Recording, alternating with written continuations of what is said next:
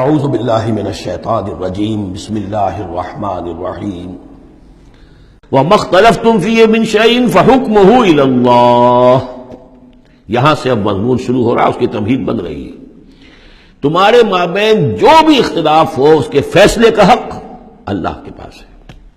حاکم وہ ہے، اس کے لیے ہے حاکمیت، sovereignty belongs to him and him alone۔ سروری زیبا فقط اس ذات بے ہمتا کو ہے، حکمراں ہے ایک وہی، باقی بتانے آزری۔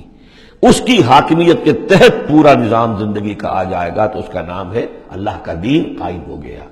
توحید بالفعل اس پورے نظام میں قائم ہو گئی، ایک اللہ کی حکومت، ایک اللہ کی مرضی، ایک اللہ کا قانون۔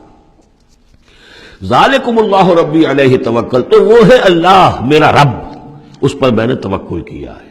وإلیہ انیب، اور اسی کی طرف میرا رجوع کرنا ہے۔ فاطر السماوات والارض، وہ آسمانوں اور زمین کا پیدا فرمانے والا ہے۔ جعل لکم من انفسکم ازواجا، اس نے تمہاری ہی نوع سے تمہارے لیے بیویاں بنا دی، جوڑے بنا دیے۔ ومن الانعام ازواجا، اسی طرح چوپایوں میں بھی ہر سپیشیز کے اندر نر بھی ہے، مادہ بھی ہے۔ یذرؤکم فیہ، اسی سے وہ تمہاری افزائش کرتا ہے، افزائش نسل، اسی سے تمہیں پھیلاتا ہے۔ لیس کمثلہ شیء، اس کی یونیک ہستی، اس کے مثال کی سی بھی کوئی شے نہیں۔ اب کیا کریں؟ ایک چیز ایبسلیوٹ نیگیشن کے لیے ہماری زبان میں کوئی اسلوب ہے ہی نہیں، اس جیسی کوئی شے نہیں، اس کی سی کوئی شے نہیں، اس کی مثال کسی بھی کوئی شے نہیں۔ اب یہ اس سے زیادہ یہ اور اس کے اندر ایمفیسس کا ایبسلیوٹلی یونیک، لا مثل لہ ولا مثال لہ ولا ضد لہ ولا ضد لہ، وہ جو بھی آپ الفاظ اتنے بھی جمع کرتے ہیں۔ وہو سمیع البصیر، اور وہی ہے سب کچھ سننے والا اور سب کچھ دیکھنے والا۔ لہ مقالید السماوات والارض، اسی کے لیے ہیں آسمانوں اور زمین کی تمام کنجیاں۔ یبسط الرزق لمن یشاء، وہ بچھا دیتا ہے اور کھول دیتا ہے، بسط وسیع کر دیتا ہے، کشادہ کر دیتا ہے رزق کو جس کے لیے چاہتا ہے، ویقدر، اور جس کے لیے چاہتا ہے ماپ تول کر راشننگ کر کے دینا شروع کر دیتا ہے۔ انہ بکل شیء علیم، اور یہ بھی اس کے علم پر ہے کہ کس کے لیے یہ بہتر ہے، کس کے لیے وہ بہتر ہے، وہ ہر چیز کا جاننے والا ہے۔ اب جو آیت آ رہی ہے وہ اس سورہ مبارکہ کا کلائمیکس ہے، اور اس موضوع پر قرآن مجید کا کلائمیکس ہے، اقامت دین کے موضوع پر۔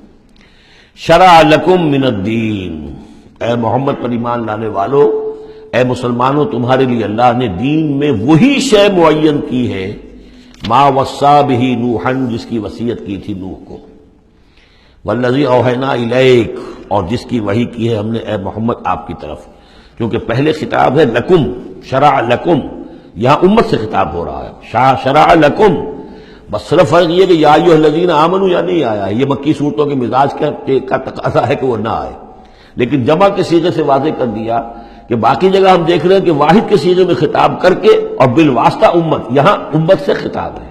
شرع لکم من الدین، تمہارے لیے دین میں وہی شے مقرر کی ہے، ما وصی بہ نوحا، جس کی وصیت کی تھی اس نے نوح کو، والذی اوحینا الیک، اور جس کو کی وحی کی ہم نے محمد آپ کی جانب صلی اللہ علیہ وسلم، وما وصینا بہ ابراہیم و موسیٰ و عیسیٰ، اور جس کی وصیت ہم نے کی ابراہیم کو اور موسیٰ کو اور عیسیٰ کو، ان اقیموا الدین، کہ دین کو قائم کرو۔ دین ایک تو معلوم ہوا اس آیت سے کہ دین سب کا ایک ہے، دین نوح کا اور حضور کا اور ابراہیم کا اور موسیٰ کا، عیسیٰ کا علیہم الصلاۃ والسلام ایک ہی ہے، دین تو ایک ہی ہے۔ ان ھذہ امتکم امۃ واحدۃ وانا ربکم فاعبدون، دین تو ایک ہی ہے، شریعتیں مختلف ہیں لیکن دین کو قائم کرو۔ موسیٰ کے دور میں ان پر یہ فرض تھا کہ دین کو قائم کرو، اس کے لیے لڑو، جاؤ، جنگ کرو اور اس خطہ زمین کو حاصل کرو جس پر اللہ کا دین قائم کر سکو۔ تو صحیح سب کی یہی تھی، جد و جہد یہی تھی، توحید کا وہ تقاضا تھا کہ صرف انفرادی طور پر، اول تو یہ کہ صرف عقیدے میں نہیں، اپنے بھی عمل میں توحید جو ہے قبول کرو اور اختیار کرو، اور عمل میں بھی صرف انفرادی نہیں، اجتماعی توحید کو برپا کرنے کے لیے، قائم کرنے کی جد و جہد کرو۔ ان اقیموا الدین ولا تتفرقوا فیہ، دین میں تفرقے میں مبتلا نہ ہو جاؤ۔ الذین فرقوا دینہم، یہ ہم پڑھ چکے ہیں، دین کو پھاڑ دینا، کہ زندگی کے ایک حصے میں اللہ کا حکم مانا جا رہا ہے، دوسرے حصے میں کسی اور کا مانا جا رہا ہے، یہ تفرقہ۔ یا دوسرا تفرقہ کہ آپ اختلاف کر سکتے ہیں کہ رفع یدین زیادہ ثابت ہے، میں کرتا ہوں، کسی کی رائے ہے کہ نہیں امام ابو حنیفہ کا موقف جو ہے وہ زیادہ صحیح ہے، وہ نہیں کرتا، کوئی حرج نہیں۔ لیکن دین میں دین ایک ہے، دلیل ہوگی اللہ اور اس کے رسول کی، دین میں فرق نہیں۔ وہ تو چاہے حنفی ہیں، مالکی ہیں، شافعی ہیں، حنبلی ہیں، سلفی ہیں، دین تو سب کا ایک ہے، اسلام۔ اسی طرح شریعت موسوی اور بھی کسی اور کی ہوگی، شریعت محمدی، دین سب کا ایک۔ اس میں تفرقہ نہیں ہونا چاہیے، دین کو قائم کرنے کی جد و جہد کرو، ولا تتفرقوا فی، دین میں تفرقہ نہ ہو۔ یہ ہے وہ اقامت دین کی فرضیت۔ اس میں چونکہ عام طور پر ترجمہ جو ہے شاید آپ کے پاس بھی ہو تو قائم رکھو دین کو کر دیا گیا ہے، وہ بھی صحیح ہے۔ دو ہی سچویشن ممکن ہے، یا تو دین قائم ہے تو اسے قائم رکھو، صحیح ہے۔ خیمہ اگر کھڑا ہے تو کھڑا رکھا جائے گا کہ آندھی آ رہی ہے تو آپ اس کی رسیوں کو پکڑ رہے ہیں، اس کے بانسوں کو پکڑ کر کھڑے ہو رہے ہیں تاکہ خیمہ گر نہ جائے، اس کو قائم رکھو۔ خیمہ گر گیا تو کھڑا کرو، اب اثر نو سے آپ ریکٹ کریں گے۔ تو یہ دونوں ترجمے بالکل صحیح ہیں، قائم کرو، قائم رکھو، قائم ہے تو قائم کرو، قائم نہیں ہے تو رکھو، اور قائم نہیں ہے تو قائم کرو۔